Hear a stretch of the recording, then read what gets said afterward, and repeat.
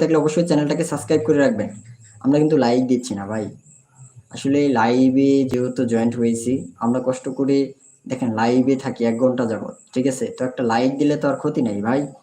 সবাই যারা লাইক করি নাই, লাই আসলে এখানে হিংসার কোনো বিকল্প নাই। ঠিক আছে? হিংসাটা কি? আমরা আসলে অনেকে হিংসা করি ভাই। এখানে একটা করে লাইক দিলে তো আর ক্ষতি নেই ভাই। শুধুমাত্র ফোনের স্ক্রিনে দেখেন ডাবল ট্যাপ করে। তাহলে তো আমাদের লাইভটা লাইক হয়ে যায়, তাই না? আমি বারবার লাইকের কথা বলছি এর জন্যই।